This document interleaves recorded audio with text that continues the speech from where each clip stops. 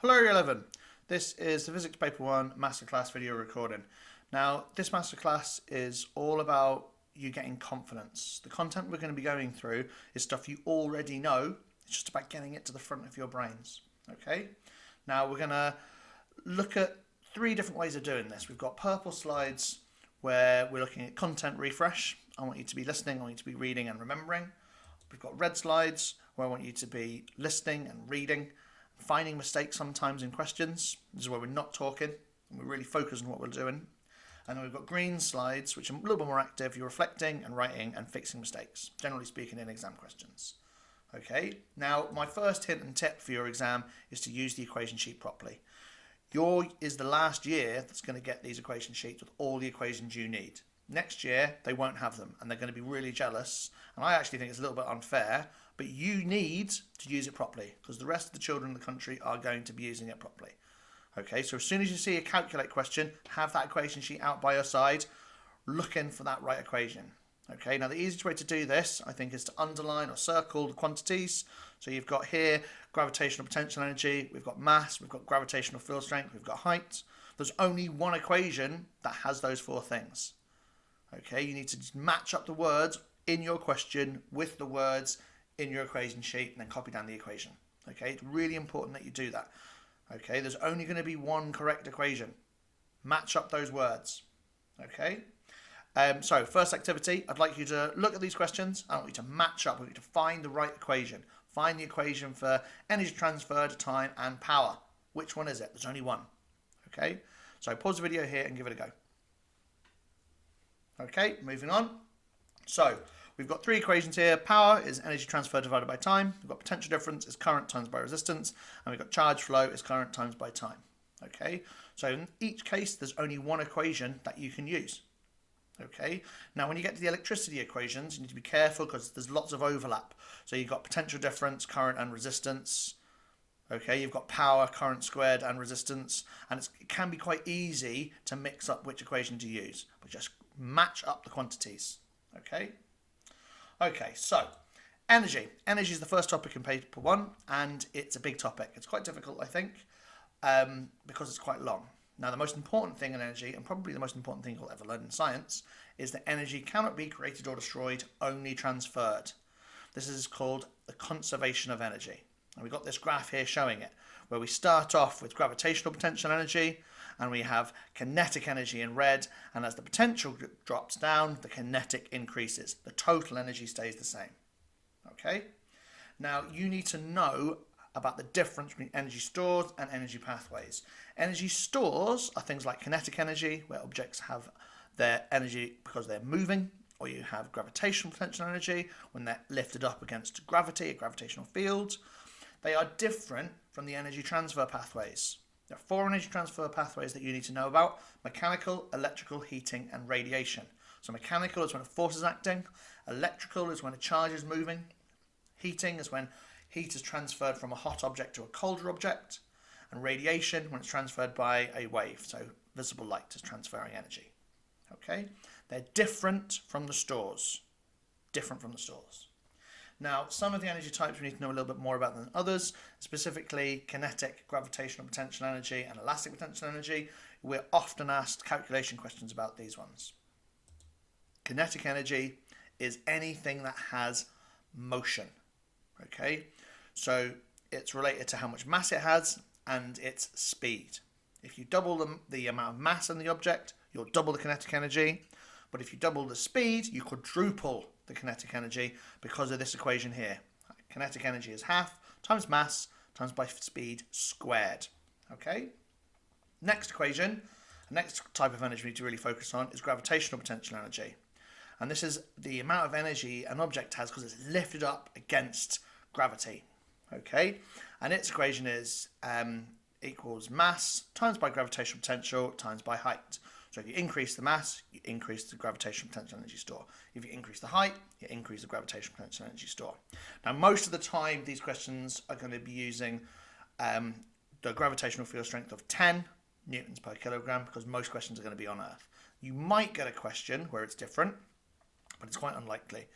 Okay, if the question gives you the strength of gravity, use that strength. but otherwise remember it as 10. Now, this is a situation where we've got a transfer of energy through 3 different stores. Okay, we've got this oscillating mass that's wobbling up and down, and it's attached to this bar by a spring. Okay, and at position A, okay, some of its store is in elastic potential, some of its store is at gravitational. In fact, it's the maximum because it's at the highest point in its travel. Okay, and at the top of this run, it will have 0 kinetic energy because it's stopped. Okay, as the mass starts to accelerate downwards to position B, you've got its kinetic energy at its maximum. You've still got some store of elastic potential energy because it will be slightly stretched, and you'll have some gravitational potential energy because it's not at its lowest position. Okay, but it's the kinetic energy at its max. At position C, it's at its fullest stretch, so its elastic potential energy store will be at its maximum. It will be stationary, we stop at the bottom of its little oscillation, so its kinetic energy will be 0, and because it's at its lowest point, your gravitational potential energy will be at its minimum, or at 0 if you take this to be the bottom. Okay. Next thing about energy we need to know about is about specific heat capacity. This, I think, can be quite tricksy. Okay, this is quite a difficult part of the energy topic. Okay, we need to know the definition, which is the amount of energy required to raise the temperature of 1 kilogram by 1 degree Celsius.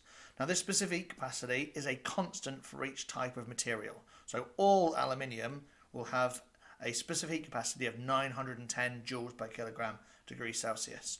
All water will have a specific capacity of 4,200 joules per kilogram per degree Celsius. Okay, it's specific for the material. Now, if you have a very low specific capacity, that means you don't need to change much energy, you don't need to add much energy to raise the temperature. You don't need to remove much energy to lower the temperature. Okay, if you have a very high specific capacity, then it requires a lot of energy to change the temperature. Okay, now this is the first required practical is one where we need to be able to calculate, we need to be able to measure specific capacity. So what I'd like you to do on your whiteboard or your piece of paper, I'd like you to write down the names of the different pieces of equipment you're using. I'd like you to rearrange the equation to calculate specific capacity itself. And I'd like you to try and answer this question about calculating energy. You can pause the video here. Okay, moving on. So we've got a simple setup where we've got a power supply that's connected to a heater. Okay, and in series with the heater is an ammeter. This can measure the current. And in parallel with the heater, we've got a voltmeter. This allows us, using this method that we're going to talk about at the moment, to calculate the energy transferred to the block. Okay, so we use a voltmeter and ammeter to calculate and measure how much energy is transferred to the aluminium block over a given amount of time. Okay, we use a thermometer to measure the temperature change. So we measure the start temperature, we measure the end temperature. Okay, now you can measure energy directly using a joule meter, but it's generally speaking not quite as accurate. One of the problems with this particular setup, it doesn't have any lagging, which is a fancy word for insulation, around the aluminium block, which would reduce the amount of energy transferred from the block to the surroundings. That would be a big source of error in this experiment. Okay, here we've got our rearranged equation correctly. Now when we're using this equation, when we're rearranging it, make sure that we use our calculator correctly. Make sure we know about BIDMAS or BODMAS and we put in the brackets in the right places. Okay. As for the calculation question, there is a little bit of a trick, a little bit of a trap. We never work in minutes. We always have to transfer minutes into seconds by timesing by 60. So we should have got an answer of 3,600 joules. Okay, moving on. So next thing I want to talk about is power. Now power is the rate of energy transfer, the rate of work done. How much energy is transferred in a second. Okay, so we've got this chap lifting up a book. The one on the left, okay, he's able to lift that book in a shorter amount of time. It takes the same amount of work to lift it because it's going from the same position to the same position. It's got a transfer of gravitational potential energy. Okay, but because it's taken a shorter time, the power is bigger. The longer the time, the bigger that time, the smaller the power. Okay. We've got 2 equations to calculate power. they basically mean the same thing. We've got power is energy transfer divided by time, and power is work done divided by time. They mean the same thing because energy transferred is basically the same as work done. Okay? Next, efficiency. Efficiency is a measure of how much wasted energy is transferred. Okay? It's the ratio between useful energy output from a system and its total energy input. So we have the equations useful energy transfer divided by total energy transfer. We can also work it out using power, which is energy per second. So we use the useful power output divided by the total power input. Okay, sometimes you'll get energy transfer diagrams or Sankey diagrams like the one I've shown here. The arrow shows the direction of the energy transfer. Okay, so we start with some electrical energy going into a light, and we only have 10 joules of light energy being transferred. Okay, heat energy is up to 90 joules. Notice that 10 plus 90 gives you 100. The energy in is the total energy out. Okay, so this is not a very efficient lamp, not a very efficient light at all, because only 10 of the 100 joules is being used usefully. The rest is going down. It's wasted energy. Okay, and to find its efficiency, we do 10 divided by 100. Okay, and that will calculate an efficiency of 0.1 or 10%. Okay. We need to know about how we generate electricity. Okay, we know that generally speaking, the majority of the electricity we get comes from this type of power station, a thermal power station. Now, we have various ways of generating the heat. The majority in the UK currently comes from gas turbines. Okay, and we have this chemical energy store that's transferred to a thermal energy store in a boiler. We have that is then transferred into kinetic energy in a turbine. Okay, so the steam and the water expands, it drives the turbine, condenses back down when you reuse it. And this kinetic energy store is then transferred into kinetic energy in a generator, which is then transferred as electricity into the national grid. Okay, we need to know about various forms of getting this energy. So we can do the same thing, but we don't have to use coal, oil or gas, we don't have to use fossil fuels. We can use something like a geothermal power station, where this time we get hot water from the ground. We pump water into a well with hot rocks. It can generate steam, which turns a turbine and a generator. It generates electricity. Okay? You need to know about renewable energy resources. So renewable energy resource is one which the energy source is replenished at a faster rate than it is being used. AQA love the word replenish when talking about renewable energy resources. And you need to know about all of these different energy resources. You need to know about fossil fuels and nuclear being the four that are not renewable. They're non-renewable. And we need to know about all of these others: biofuels, wind, hydroelectric, tidal, geothermal, solar. Now, a good advantage of all of these renewables is the fact that they're renewable. So if you're asked for advantages and disadvantages, always remember to actually talk about whether it's renewable or non-renewable. Renewable is advantage because it's replenished at a faster rate, it won't run out. Whereas non-renewable, eventually it will run out. Okay, so always remember to have those if you're asked about advantages and disadvantages. It's a really common question about the energy resources. Okay. Next topic, electricity. It's another quite large topic in paper 1. You need to know all the circuit symbols. You need to be able to draw them. You need to be able to identify them. Okay, 2 really important ones, ammeters and voltmeters. Always remember that ammeters go into the circuit in series, voltmeters go into the circuit in parallel. Okay, be aware of those 2. All resistors will have some sort of rectangle. So we've got a resistor, a variable resistor, a thermistor, an LDR. Sometimes we see an LDR with a circle around it, but they will all have some sort of rectangle. So remember that, a rectangle resistor of some sort. Now, most important equation, the one that nearly always comes up, is about Ohm's law. It's about linking potential difference to current and resistance. Okay, so resistance is defined as the opposition to current. The higher the resistance of a circuit, the lower the current. So good conductors will have a low resistance, and insulators will have a high resistance.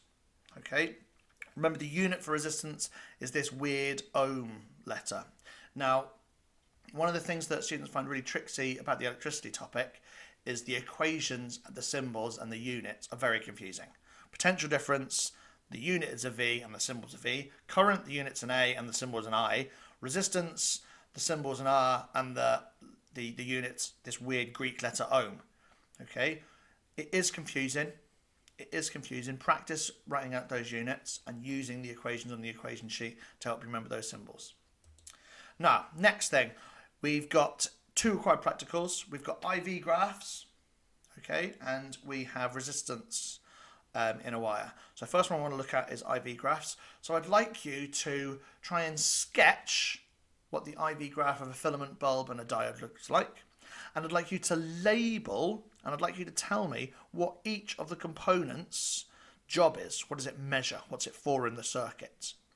Okay, we've got a little method here. What's the missing word? And I'd like some information about whether or not the bulb obeys Ohm's law, and how do you know? Okay, and what might actually be going on in a bulb and a diode, just like I've written for the resistor. So pause the video here and give that a go. Okay, so moving on. We've got a variable resistor, we've got a cell, we've got an ammeter, we've got whatever test component we want, be it a resistor, a bulb, or a diode. We've got a voltmeter in parallel, we've got an ammeter in series. You need to know this circuit. If you draw this, if you ask for the method for IV characteristics and you draw this circuit correctly, you're going to get a bunch of marks. So know this circuit. We've got three different graphs. We've got an ohmic conductor, which is a straight line, goes through 0.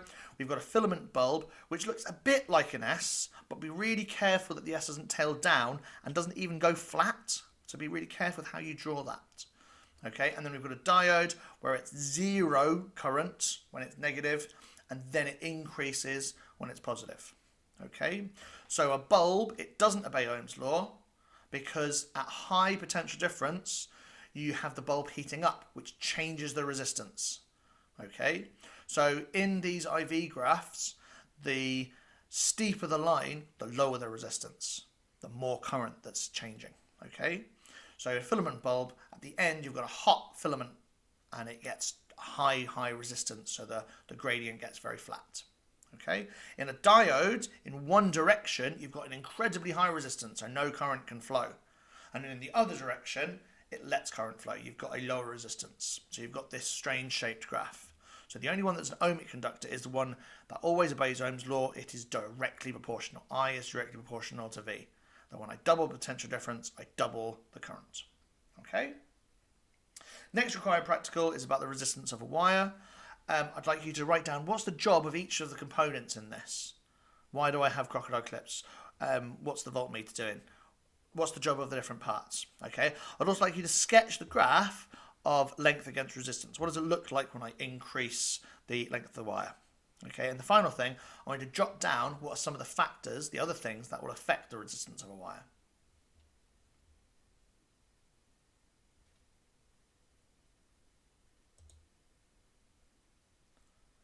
Okay, so we've got lots of components. We've got the cell providing potential difference. We've got the ammeter measuring current, measuring it in series. The voltmeter measuring potential difference in parallel. We've got the wire next to our ruler so we can measure the length accurately. Okay, and when we measure length and we plot resistance using V equals IR, we'll get a line, that's a straight line that goes through the 0. It is directly proportional. Okay, now this is only true if the wire's temperature doesn't change. So lots of times you'll see a variable resistor added to this circuit so we can keep the current the same, which will cause us to have a constant temperature. Okay, because the three things that will affect that resistance, one is the longer the wire, the greater resistance. The hotter the wire, the higher the temperature, the greater the resistance. And the greater the diameter, the fatter the wire, the lower the resistance. So the things that affect it is length, temperature, and the thickness of the wire.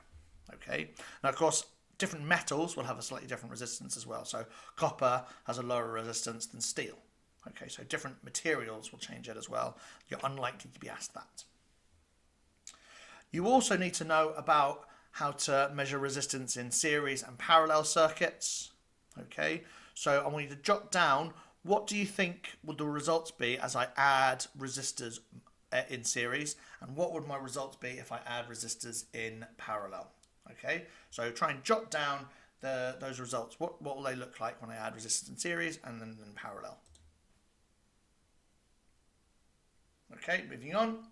The results should show in series that as I add more and more resistors, I just add more and more resistance. Okay, that the total resistance is just the sum of all the individual resistors in series. Okay, you just need to add them up if they're in series. In parallel, that's not the case. The more resistors I add in parallel, the lower the total resistance.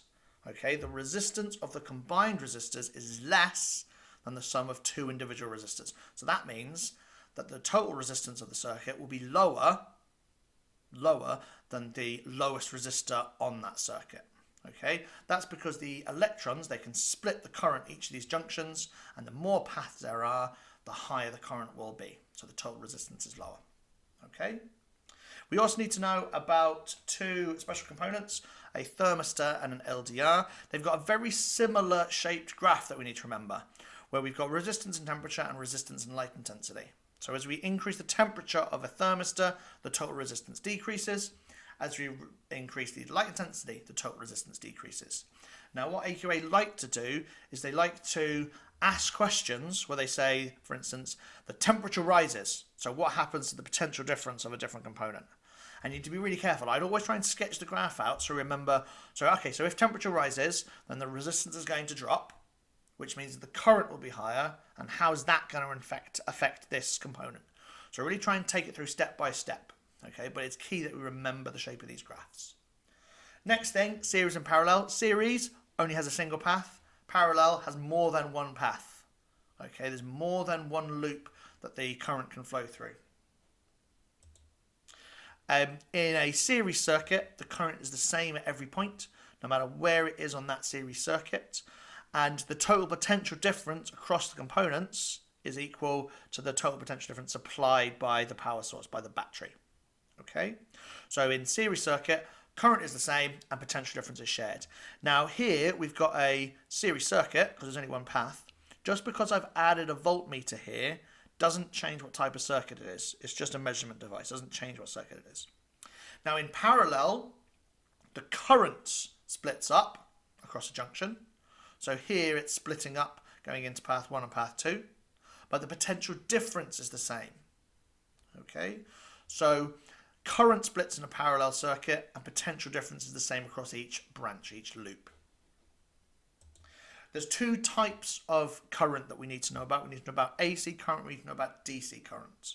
Okay, and AC potential difference and DC potential difference. So current is caused by having a complete circuit and a source of potential difference. For direct current, we have a potential difference that doesn't change. It's the same all the time. And that would be something like a battery. So the current is always positive. It's not changing with time. Whereas an alternating potential difference will go from positive to negative, and positive to negative, and positive to negative all the time, which will cause this changing current. The size of it changes and the direction changes. And these will be things like getting current from the main sockets. Okay. Now you need to know about the different wires in a plug. You need to know about the neutral, the earth, and the live wire. You need to know about their potential differences. So you need to know that the earth wire is kept at 0 potential difference. It's a safety feature. The live wire will be AC.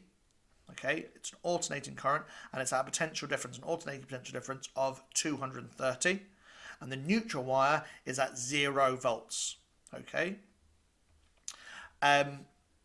Generally speaking, most appliances that have metal cases will have this live wire connected to the case. So if there's a fault inside it, current will flow through the earth wire. Okay, it will increase the current going through the live wire a tremendous amount because the resistance is very low, which will cause this fuse to melt. It's a safety device. Generally, it will stop fires. It can reduce the chance of you getting electric shock. Okay, but better to use an RCCB, a circuit breaker. Now, you need to know the frequency of mains is 50 Hertz, and you need to know the potential difference is 230. So frequency means it oscillates up and down, just like in this graph, 50 times in a second, and it's got a potential difference of 230. So the maximum volts here, okay, when its current is biggest, will be 230. You need to know about the national grid. The national grid is transformers. It is the cables between them, and it is these pylons. It doesn't include the power stations or the homes. They're connected to the national grid. Okay. Now, this is all about transferring electricity efficiently from power stations to our homes and businesses. So we use these step up and step down transformers that we've learned about when we're learning about paper 2 more, where we can increase the potential difference. And when we do that, the current decreases. So we increase the potential difference until it's really high, hundreds of thousands of volts. So hundreds of thousands of volts here, which means that the current is really less. Now, if we've got a really low current, that means we're going to waste less energy as heat, okay, which makes this whole system more efficient. But we don't want this incredibly high potential difference going into our homes because we'd get sparks flowing and be dangerous. So we use a step-down transformer to reduce this 400,000 volts, in this case, down to 230. So step-up transformer increases potential difference. It lowers current to make it more efficient because less energy is wasted through heat into the surroundings. Okay. Next unit is particles.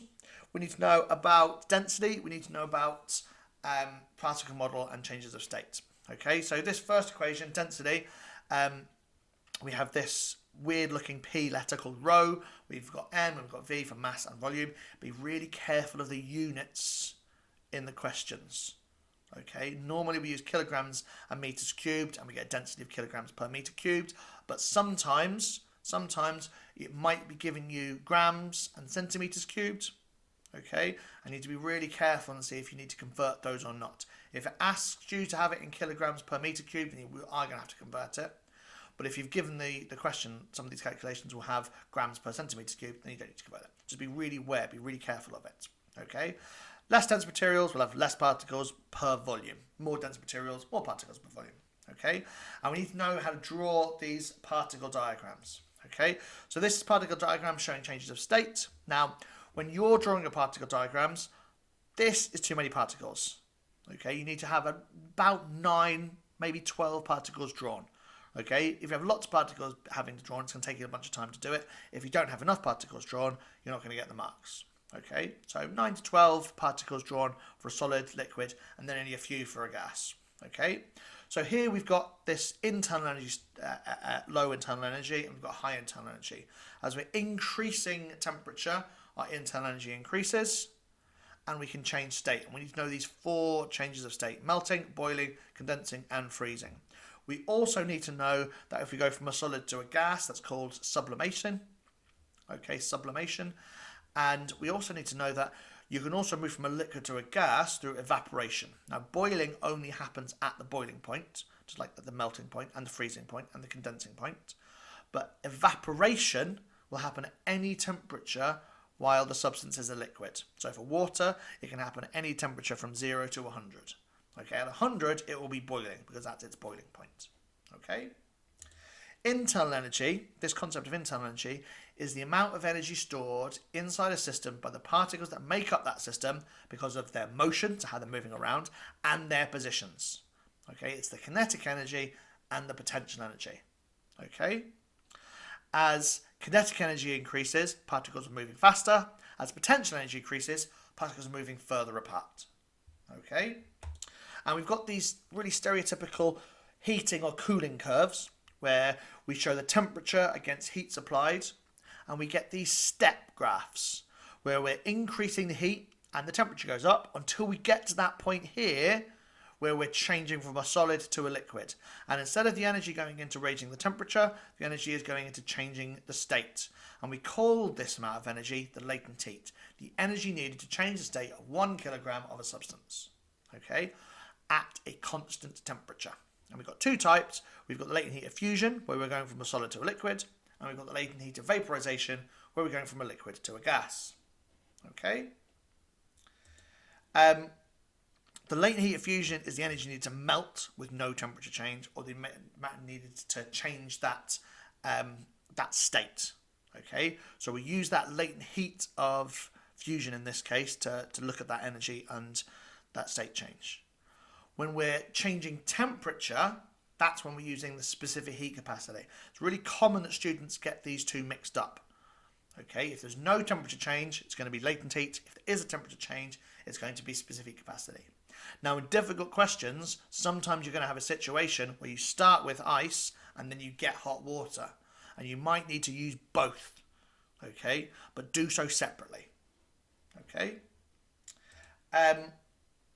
With pressure, if I increase pressure, temperature rises. So pressure is all about the force acted on the area, the surface area of the container. Okay, and that comes from these particles colliding with the wall.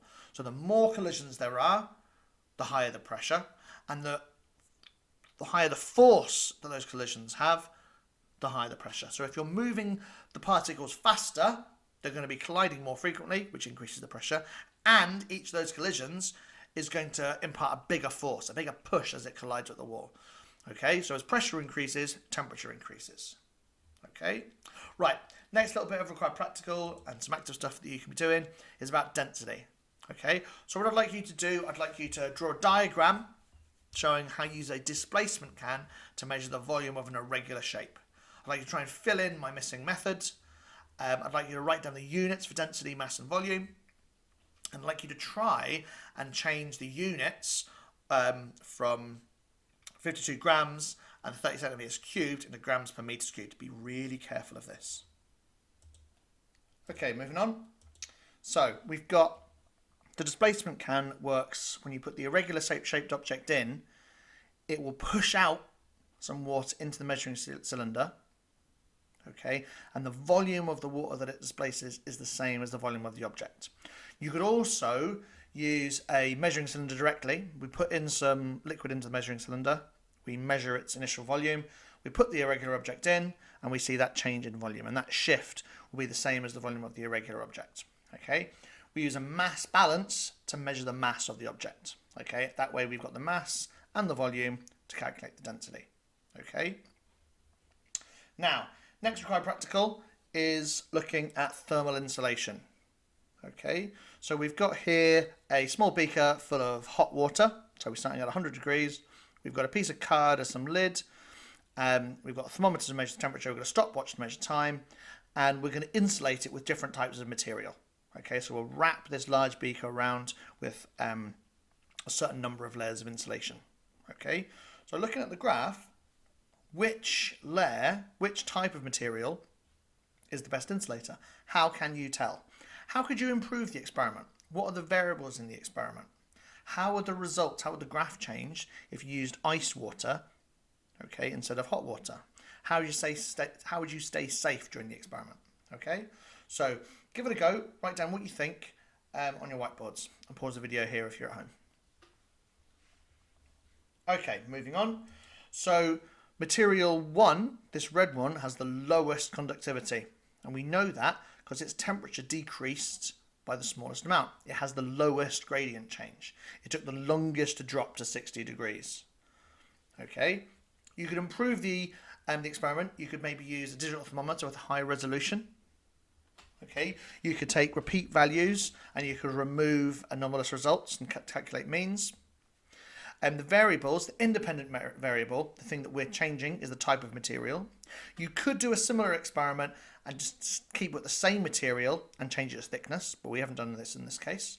The dependent variable is the thing that we're measuring to see if it's affected by the independent variable. So in this case, it's the temperature change.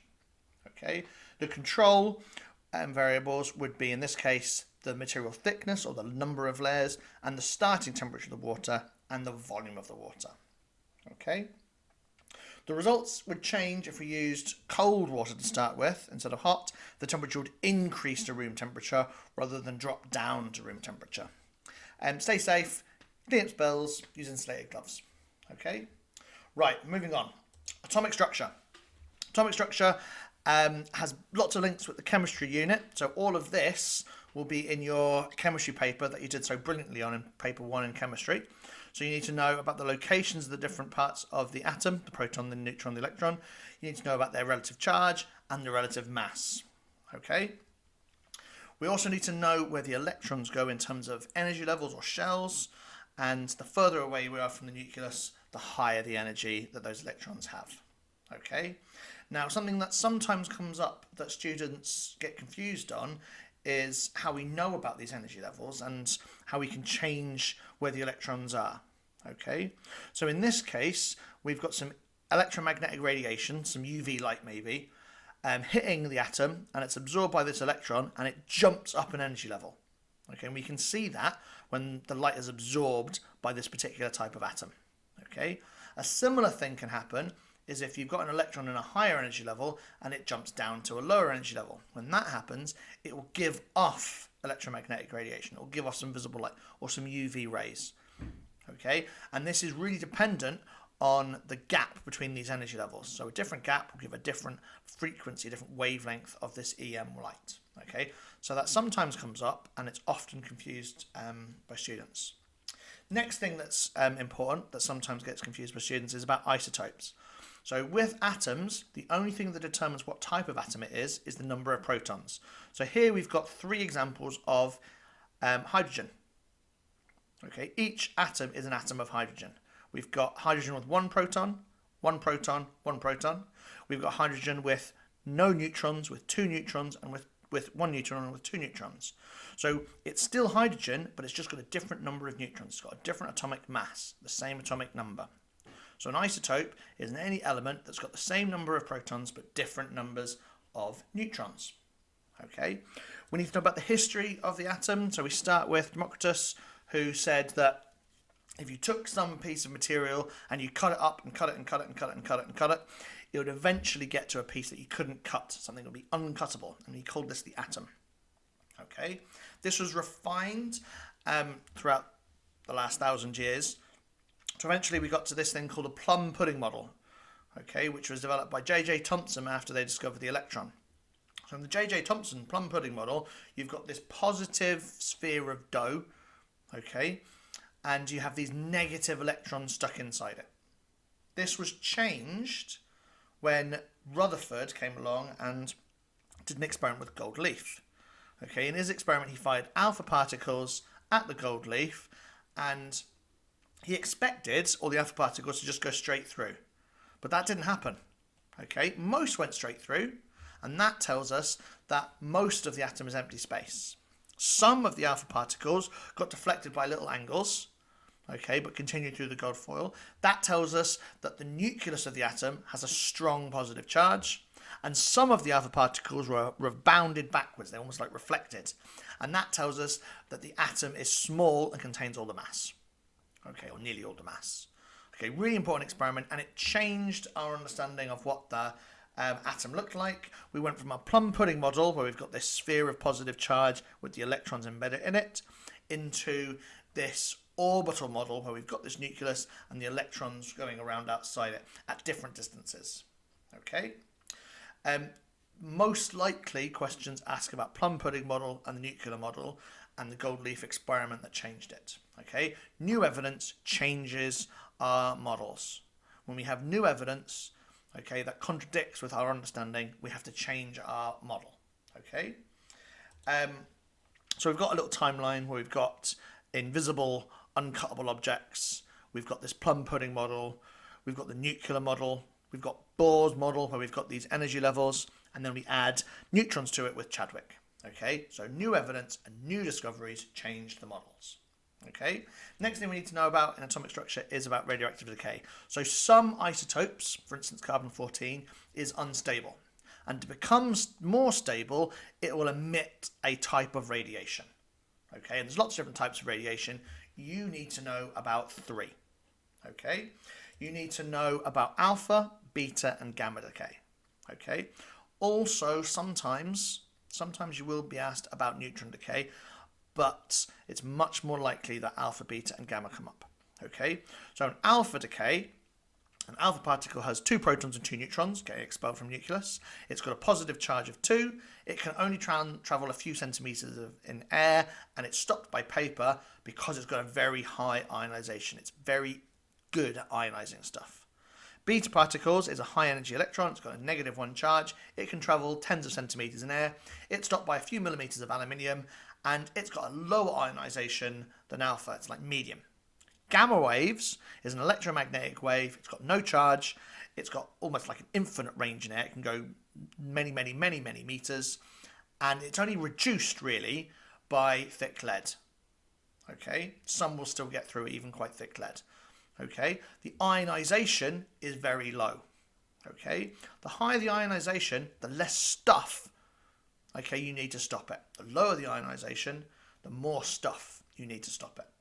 Okay, Now we can use radioactive sources for a number of different things. So for instance, here we've got a schematic of a smoke alarm.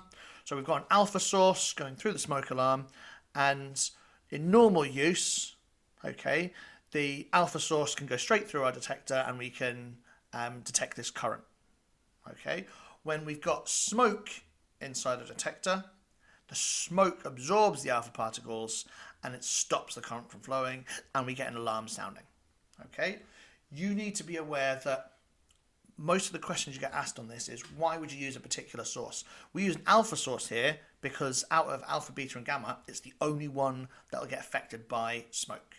If we were to use a gamma source in a smoke detector, the whole room would be flooded with this gamma rays and we'd be exposed to the radiation. Whereas the alpha particles, they can't get outside of the actual smoke detector. Okay, so think about what the device is and why a particular source is the best use for it. Okay, the next thing is something that confuses lots of students, but it's actually really easy. It's dead easy. It's easy maths. So we need to look at things called nuclear decay equations. So we start with some parent nucleus, in this case it's polonium, and it gives out alpha particle and changes into a lead particle. Now, the numbers look all confusing, but what you've got to realise is that the top row, okay, on either side will add up together. So 208 plus 4 gives you 212. 82 plus 2 gives you 84. Okay, now in your exam you might be asked to answer any of these numbers. So you might get this whole symbol, but you wouldn't have the 82, and you have to figure it out knowing that 84 take away 2 is 82. Okay, the math is easy, it just looks really confusing. Okay, and you've got to do a similar thing for beta emission, where in this case we've got carbon 14, it decays, it gives out an electron, and in beta decay a neutron turns into a proton and gives out an electron, and that's spat out of the nucleus, and that's the beta particle. So the mass stays the same, so carbon 14 turns into nitrogen 14. Okay, 14 plus 0 is 14. But we've got an extra proton. The neutron turns into a proton, so the proton number goes up by 1. Okay, 6 equals 7, take away 1. You don't need to do a nuclear equation for neutrons, and you don't need to do a nuclear equation for gamma particles, just alpha and beta. Okay. Next thing that's important about radiation is that it is a random decay process, and there's lots of ways to model it. The stereotypical one, the one that most often used by teachers, is using dice. But you could also use coins, you can use little tokens, anything that has this similar random process. So we know that particles are going to decay, but we can't predict which is going to decay and when it's going to decay. Okay, but if you have a group of these particles, we can predict how the count rate changes, how the emission of the radiation changes over time. And we use this thing called the half-life. So the half-life is the time it takes for the activity to drop by a half. If you have to give the definition in an exam question, make sure you start it with the time it takes. So here we've got a typical half-life graph where we start at some activity and it drops down to a half in this half-life. And that drop, every time it's dropping by a half, will take that same amount of time. Okay? Be careful that the amount of change for each of these half-lives is getting different. Okay, we start at some value and we half it and we half it again and we half it again and we keep on halving it. Okay, it doesn't go down by the same amount every time. Okay, be careful of that. Next thing we need to know about is the difference between contamination and irradiation. Contamination, you're touching the source. Irradiation, you're being exposed to a material that's giving out alpha, beta and gamma. So it's the alpha, beta and gamma that's going into us that's irradiating us. Okay, but you don't have to be in contact with the source. Contamination is when you're touching it, in contact with it. Okay, so irradiation, the object is exposed to radiation but doesn't become radioactive. The danger is from the radiation emitted outside of the object. Okay, the prevention is by using shielding like lead, okay, or increasing the distance or removing that source. For contamination, the object becomes radioactive and emits radiation because it's got the source on it. It's touching it. The source, the danger is from the radiation emitted within the object.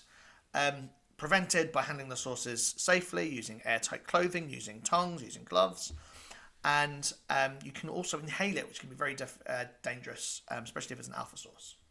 Right, next, I want to move on to correcting some questions. So this is a question about specific capacity. I'd like you to have a look at it, and I'd like you to spot the mistake, and I'd like you to try and fix it and get the correct answer. Okay, moving on. So this question, we've rearranged improperly. Okay, make sure when you've written out your correct equation, we use the equation sheet, write down the correct equation, substitute before you rearrange. Okay, you do that because AQA is really harsh in that if you rearrange wrong and then substitute, you get no marks. If you substitute first, you're going to get the mark for substitution on its own. Okay, which is better than getting no marks at all. Okay, so substitute first. So it should look like this, where we put in our energy. Okay, we put in our mass, we put in our temperature change. Okay. Now, if you're not really confident with rearranging, sometimes it's helpful, I find, to actually draw an arrow where the different things should be. So we've got our mass needs to go to our M. Our temperature change needs to go to our temperature change. Our change in energy needs to go to our change in energy. Okay, and that'll help me put the numbers in the right bit. The second thing you want to be careful of when we're doing our workings and showing how to get all of our marks is try and keep the equal sign like roughly in the same spot. This helps the examiner see what you're doing. Okay, another thing that can help us is, especially if you struggle with rearranging, is to make it easier. Okay, we've got two numbers here times in each other together. We can simplify that into just this. So 0.00320 times by 215 equals 0.688. This then becomes a little bit easier to rearrange. We do the inverse of timesing, so we divide 860 by 0.8688. Okay, so be careful with that. Okay, next question. I need to stop my drawing. Find and fix the mistakes. Okay, pause the video here, find and fix the mistakes. Okay, moving on. So this is a really tricksy question. Okay, and we've got lots of problems with the way this has been answered here. It is not a renewable biofuel. Okay, the fuel is eco-friendly, sure, but that's not good enough to get marks. Giving out pollution, it does, but that's not good enough. It's not specific enough to give out marks. Okay, the last part, question C, is really, I think, quite harsh. Okay, because a lot of students, especially with the stress of exam, they're not going to really read that question properly. And they're going to write exactly what I've written here, and they're going to get no marks. Okay, the chemical energy was transferred into heat. That is a true statement. That is correct. But it's not answering the question. Okay, it's not answering the actual question. So to get it right, we need to know that it is a renewable biofuel. An environmental impact might be it causes deforestation. It gives out air pollution, or it gives out CO2, or it gives out sulfur dioxides, which can cause acid rain. Okay, be specific. And when we've got a question that says describe the change, as soon as you see the word change, as soon as you see that, okay, as soon as you got this change word, okay, you need to think something is going to increase, stay the same, or decrease. Okay, you need to really be looking for that word. And if you see the word change, you need to say something is getting bigger, something is staying the same, or something is getting smaller. So in this case, the chemical store is decreasing in the wood. Okay, in the pipe, the thermal store is increasing. In the water, the thermal store is increasing. Okay, what is happening to the stores of energy in the wood?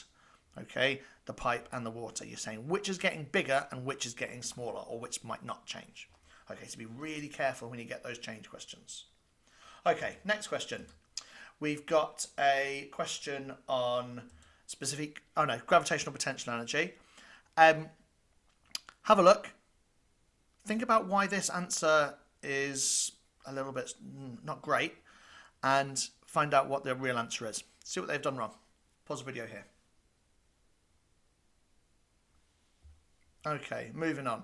So the first thing that I'd notice is that 0.02 meters, 2 centimeters, That's not what a toaster is going to do. The toaster pops out. Okay, so be really careful with this, that we are substituting properly. So something's gone wrong. So the end of a calculation question, it's always a good idea to do a sanity check to make sure the answer makes sense. Then recheck it.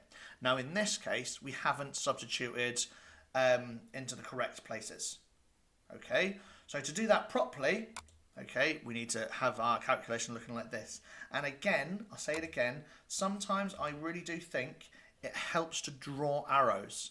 So our energy goes to energy, our mass goes to mass, our gravitational potential energy goes to gravitational field strength goes to gravitational field strength. Okay, and then we need to find the height. So we substitute, then we rearrange. Now be really careful using brackets. Okay, if you were to just type this into the calculator without using brackets or without being careful, you need to really think about bid mass, because you'll get the wrong answer. Okay, and 10 centimeters, much more sensible, pop out of the toast a little bit. Okay, right, next question. We've got quite a tricky question here about making ice cream. So the diagram below shows a bowl used for making ice cream. The walls of the bowl contain liquid coolant. The bowl is cooled to -20 before the mixture is put in the bowl. The bowl causes the mixture to cool down and freeze. Okay, and we've got this diagram showing the liquid coolant at -20, the inner metal surface, the mixture that we're making the ice cream, and the outer plastic surface. And the question is, explain why different thermal conductivities of the metal and plastic are important in the design of the bowl. Okay, have a look at the answer. Think about why these are wrong. Why won't they get any marks? Pause the video here. Okay, moving on. So, it's not answering the question. Okay, you need to say first, what is the thermal conductivity? In metal, the thermal conductivity is high. It's a good conductor. I don't care if it's a good insulator. We're looking at the thermal conductivities. So to get the marks, we say something like the metal has a high thermal conductivity. This increases the rate of energy transfer from the ice cream. We're getting energy from the ice cream into the coolant. Okay, the plastic has a low thermal conductivity, which reduces how much energy goes from the surroundings into the coolant. Okay, or reduces that rate of energy transfer. Okay, next. Question on pressure. This is a tricky question. Okay, and you need to be aware that you're probably going to get at least one graph question. Be ready with a ruler.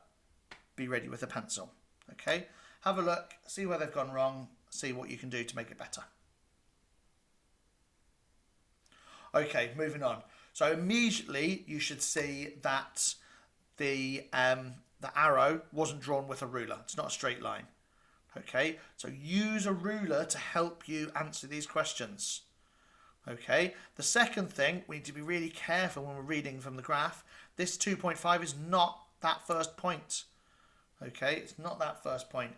It's 2.25. It's halfway between 2 and 2.5. Okay, so be really careful using a ruler to help you draw the lines of the graph, and use a pencil and actually show it on the graph. You can get marks for that. Okay, next, why did the student only get 2 marks?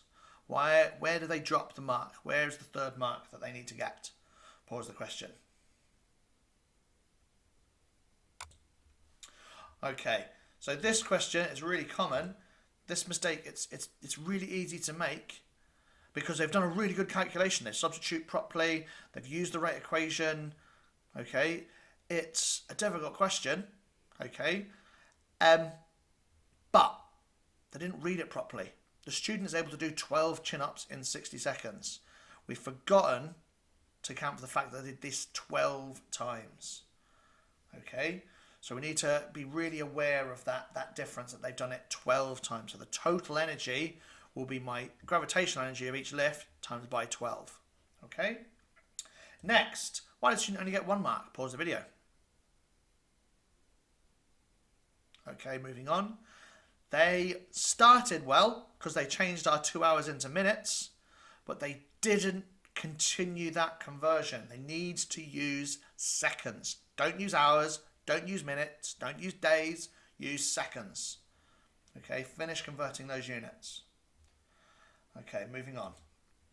6 mark calculation questions. These are difficult. They are tough. Okay, now when you're going about answering these questions, be really careful and think, okay, what equations am I going to need to use? And how do I figure those out? And you figure those out by looking at the different quantities you're given. So in this case, we're given a temperature. We're given a second temperature, so there might be a change in temperature that we can work out. We're given an internal energy, so we're changing in energy. Careful of the K for the kilojoules. And this question is helpful because it tells us 2 equations immediately, because there's only 2 equations that have specific heat capacity and latent heat. Okay, that tells me, in this case, the 2 equations that I'm going to have to use.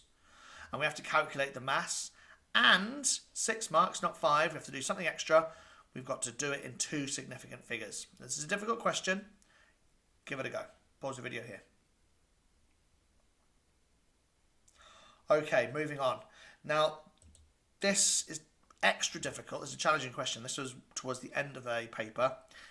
You need to realise that the energy is for changing both the temperature and the state.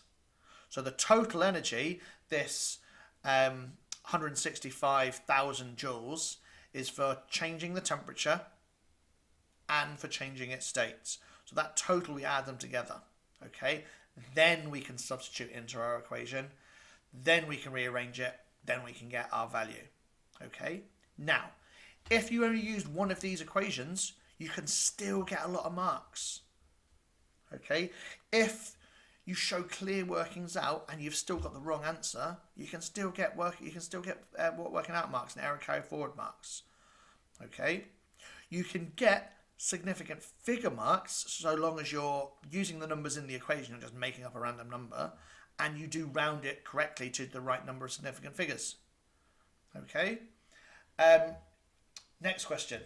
6 marks means, generally speaking, 2 equations. Okay.